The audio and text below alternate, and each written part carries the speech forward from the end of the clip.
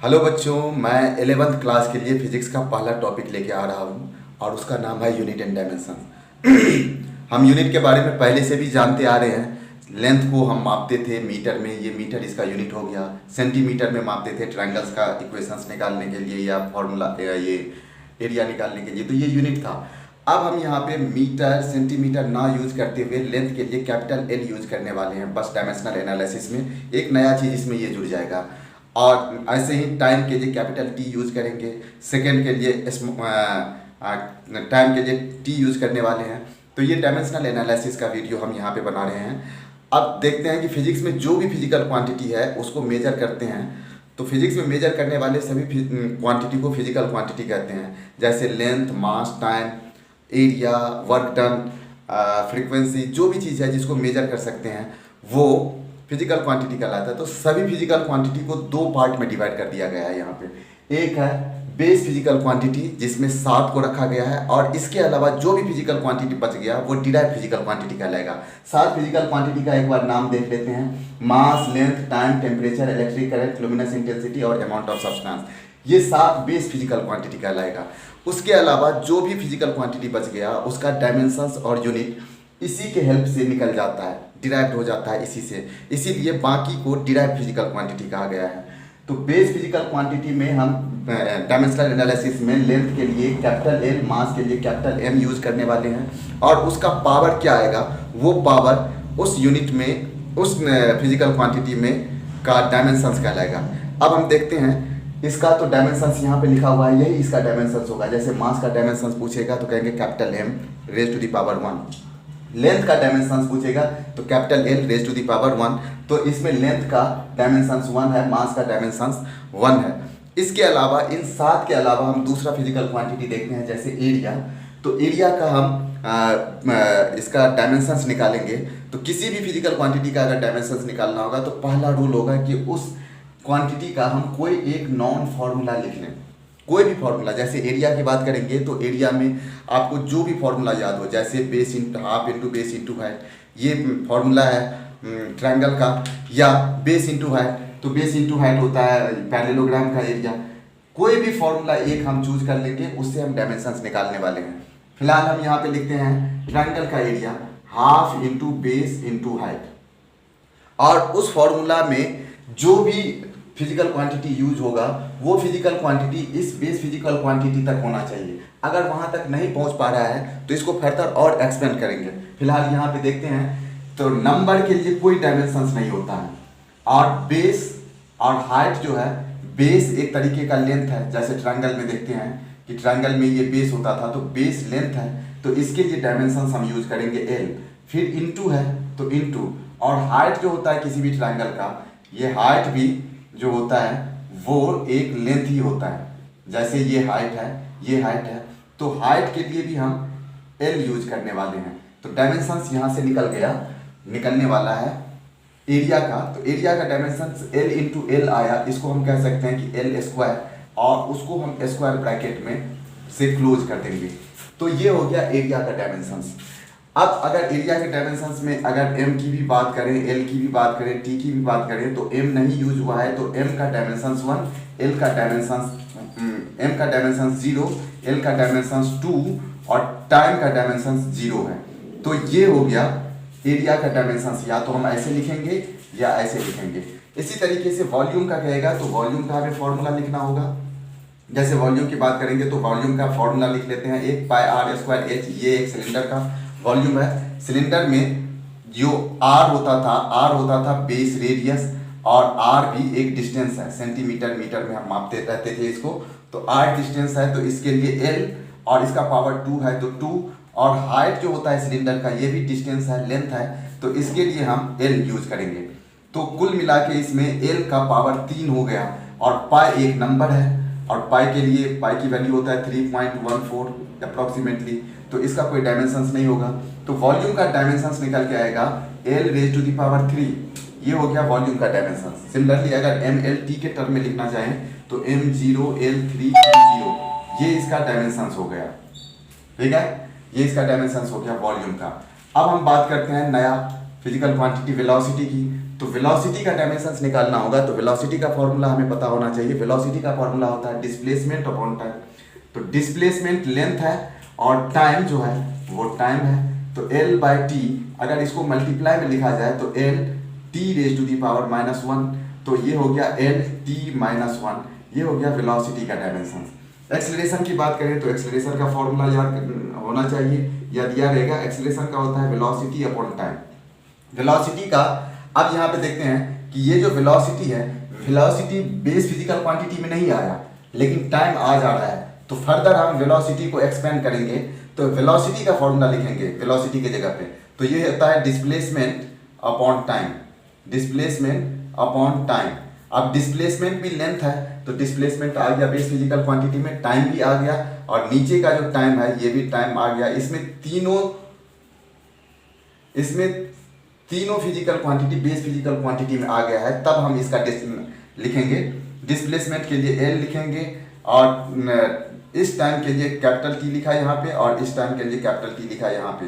ये हो जाएगा L(t⁻²), और अगर इसको मल्टीप्लाई में लिखेंगे तो L(t−2), ये हो गया एक्सेलरेशन का डायमेंशन। और अगर डायमेंशंस आपको याद रहेगा तो हम एक्सेलरेशन का डायमेंशंस आप बार बार ऐसे निकाल के नहीं देखेंगे, फर्दर आगे यूज करने वाले हैं, तो अब जल्दी जल्दी हम निकालते हैं। अगर हमें फोर्स का डायमेंशंस निकालना है तो सिमिलरली ऐसे ही फोर्स का फॉर्मूला हमें पता होना चाहिए। तो फोर्स का फॉर्मूला होता है मास इंटू एक्सेलरेशन। अब मास के लिए हम कैपिटल M यूज करेंगे, एक्सेलरेशन नहीं पता है तो फिर इसके लिए डिस्प्लेसमेंट अपॉन टाइम लिखेंगे, वेलोसिटी अपॉन टाइम लिखेंगे, और वेलोसिटी भी नहीं पता रहेगा तो वेलोसिटी के लिए डिस्प्लेसमेंट अपॉन टाइम लिखेंगे। फिलहाल अभी हम यहाँ पे डायरेक्ट लिख दे रहे हैं, निकल के आ चुका था एक्सेलरेशन का L(t−2). तो ये हो गया फोर्स का डायमेंशन। अगर हम प्रेशर की बात करें तो प्रेशर का फॉर्मूला लिखना होगा फोर्स अपॉन एरिया। फोर्स के लिए हम अभी निकाले हैं, वैसे ही उस टाइम में निकाल लेंगे। mL(t−2) फोर्स के लिए आया था, और एरिया के लिए आया था L(2). तो ये हो जाएगा m, L का पावर +1 और L का पावर -1, ये ऊपर जाता है तो -2 हो जाएगा। तो -1 +1 -2 मिलके L के पावर -1 आया, और T का पावर -2 आया। तो ये आ गया प्रेशर का डायमेंशन। अगर हम बात करें फोर्स प्रेशर का हो गया। वर्क डन की बात करें तो वर्क डन का फॉर्मूला याद होना चाहिए। वर्क डन का फॉर्मूला होता है F.D। F के लिए अभी मास इंटू एक्सेलरेशन, तो मास के लिए m और एक्सेलरेशन के लिए L(t−2) और डिस्प्लेसमेंट के लिए L। तो ये हो गया m L(2) और T(−2), ये हो गया वर्क डन का डायमेंशन। वैसे बहुत सारे फिजिकल क्वांटिटी है, जिसका भी हमें निकालना होगा उसका हमें फॉर्मूला पता होना चाहिए कि ये फॉर्मूला हमें पता है कि नहीं। अब जैसे अगर हम देखते हैं कि आपसे पूछ देगा स्ट्रेस का, तो स्ट्रेस का फॉर्मूला नहीं पता है तो इसका डायमेंशंस कैसे निकलेगा, तो फॉर्मूला आपको बता दिया जाएगा। जैसे स्ट्रेस का जो फॉर्मूला होता है, तो स्ट्रेस का फॉर्मूला होता है internal force divided by area corresponding, ये जो क्रॉस सेक्शनल एरिया होता है वो, तो इंटरनल फोर्स बाय एरिया। तो फोर्स के लिए फिर से डायमेंशन हो जाएगा m, मास इंटू एक्सेलरेशन, तो m और एक्सेलरेशन के L(t−2), तो ये फोर्स का आ गया, और divided by L into L, area के लिए एक L से एक L को कैंसिल आउट कर देते हैं, तो इसका हो गया m, और ये एक L बचा हुआ है वो ऊपर जाएगा, तो L-1 और T⁻⁻1। ये हो गया स्ट्रेस का डायमेंशन। तो अब हम ये देखते हैं कि डायमेंशन और डायमेंशनल एनालिसिस का फर्दर आगे क्या यूज होने वाला है, क्यों हम डायमेंशनल एनालिसिस पढ़ते हैं। तो इसके लिए हम ये देखेंगे कि एप्लीकेशंस में इसका क्या है। तो पहला एप्लीकेशन हम बताने जा रहे हैं होमोजेनिटी इन एन इक्वेशन। जैसे एक एग्जांपल लेते हैं, S = UT + ½ AT² है, ये एक इक्वेशंस है।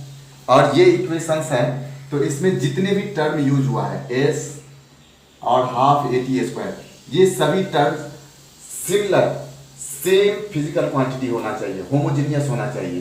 तो ये S, यहाँ पे S है डिस्प्लेसमेंट, तो ये तो डिस्प्लेसमेंट है।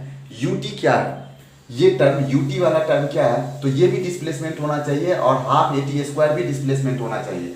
और ये डिस्प्लेसमेंट है कि नहीं, ये कैसे पता चलेगा, तो इसका डायमेंशंस निकालेंगे, और डायमेंशंस जो डिस्प्लेसमेंट का होता था वही डायमेंशंस अगर यूटी का आ रहा है, अगर हाफ एटी स्क्वायर का आ रहा है, तो इसका मतलब ये भी डिस्प्लेसमेंट होगा, ये भी डिस्प्लेसमेंट होगा। तो वहाँ पे हमें डायमेंशनल एनालिसिस का यूज करते हैं। अब यहाँ पे देखते हैं इसके लिए, तो डायमेंशंस आ गया एल, यूटी का डायमेंशंस देखते हैं, यू है यहाँ पे इनिशियल वेलोसिटी, तो वेलोसिटी के लिए होता है एल टी माइनस वन, और टाइम के लिए होता है टी, तो ये t minus one T plus one cancel out हो गया, तो इसका ut का जो डायमेंशन हुआ l, तो इसका मतलब ये भी डिस्प्लेसमेंट है, ut भी डिस्प्लेसमेंट है। एटी स्क्वायर का देखते हैं, यहाँ पे हाफ के लिए कोई डायमेंशन नहीं होगा, a एक्सेलरेशन था तो इसके लिए एल टी माइनस टू, और t का पावर 2 है तो टाइम का power 2, t raise to the power minus two, t raise to the power plus 2 cancel out हो जाएगा, तो यहाँ भी हाफ ए टी स्क्वायर का डायमेंशन आया है l। तो ये भी डिस्प्लेसमेंट, ये भी डिस्प्लेसमेंट, ये भी डिस्प्लेसमेंट, तो ये इसका ऐसे ही इक्वेशंस में होमोजेनिटी चेक करने के लिए हम डायमेंशनल एनालिसिस का यूज करते हैं। एक और हम इक्वेशंस ले लेते हैं, जैसे v equal to u plus a t, v equal to u plus a t, ये भी एक इक्वेशंस है। 9th क्लास में हम दोनों इक्वेशन से परिचित हो चुके हैं, इससे हम क्वेश्चन भी लगाते थे। यहाँ पे v होता है इनिशियल वेलोसिटी, तो इसका डायमेंशन क्या होगा एल टी माइनस वन, और u भी है, v है फाइनल वेलोसिटी सॉरी, और u है इनिशियल वेलोसिटी, तो u v वेलोसिटी है तो इसका भी डायमेंशन होगा एल टी माइनस वन। अब हम देखते हैं थर्ड टर्म ए टी क्या है, तो ए टी का डायमेंशन हम निकाल के चेक कर लेते हैं। तो a है acceleration L T minus two, और t है टाइम तो t प्लस वन, तो t minus two T plus one add होने के बाद ये बचेगा एल टी माइनस वन, तो ए टी भी जो है सेम इसका डायमेंशन आ रहा है, तो ये होमोजेनियस इक्वेशंस है। इससे हम आप देखते हैं दूसरा इसका क्या है एप्लीकेशंस, दूसरा एप्लीकेशंस है उसका यूनिट कन्वर्जन का, यूनिट कन्वर्जन। यूनिट्स कन्वर्जन में क्या करते हैं कि जैसे हम फोर्स का यूनिट पहले पता करना चाहते हैं कि फोर्स का यूनिट क्या होगा, तो फोर्स का यूनिट पता करना होगा तो फोर्स का डायमेंशन हमें लिखना होगा। तो फोर्स का डायमेंशन क्या होता है मास तो इनटू एक्सेलरेशन, इसके लिए मास के लिए m और एक्सेलरेशन के लिए एल टी माइनस टू, ये हमने फोर्स का डायमेंशन लिख लिया। अब हम इसका यूनिट बताएंगे, तो यूनिट का 4 सिस्टम है, उस सिस्टम के हिसाब से हम इसका यूनिट लिखने वाले हैं। एक सिस्टम है सीजीएस सिस्टम, एमकेएस सिस्टम दूसरा, और एफपीएस सिस्टम। सीजीएस सिस्टम में लेंथ को सेंटीमीटर में, मास को ग्राम में और टाइम को सेकंड में मापते हैं। एमकेएस सिस्टम में लेंथ को मीटर में, मास को केजी में, किलोग्राम में और टाइम को सेकंड में मापते हैं। ऐसे ही एफपीएस में फुट पाउंड सेकंड, एफपीएस का मतलब ये होता है। तो अब एम एल टी स्क्वायर में अगर हम इसका यूनिट लिखना चाहते हैं एमकेएस सिस्टम के हिसाब से, तो एमकेएस सिस्टम में मास को मापा जाता है किलोग्राम में, तो हम केजी लिख देंगे। लेंथ को मापा जाता है मीटर में, एमकेएस, एम फॉर मीटर, और टाइम मापा जाता है सेकंड में और इसका पावर 2 है, तो ये हो गया केजी मीटर पर सेकंड स्क्वायर। ये हो गया फोर्स का एसआई यूनिट या एमकेएस सिस्टम में। अगर सीजीएस सिस्टम में लिखना होगा फोर्स का यूनिट, तो सीजीएस सिस्टम में लिखेंगे मास को मापा जाता है ग्राम में सीजीएस में, और लेंथ को मापा जाता है सेंटीमीटर में, और टाइम को मापा जाता है सेकंड में। तो ग्राम सेंटीमीटर पर सेकंड स्क्वायर, ये हो गया फोर्स का यूनिट सीजीएस सिस्टम में।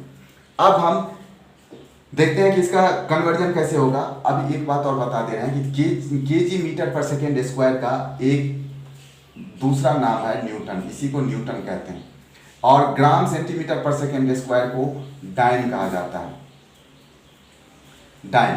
तो ये न्यूटन और डाइन। अब हम कहीं पे क्वेश्चन आते आते हमें आ गया है 7 न्यूटन।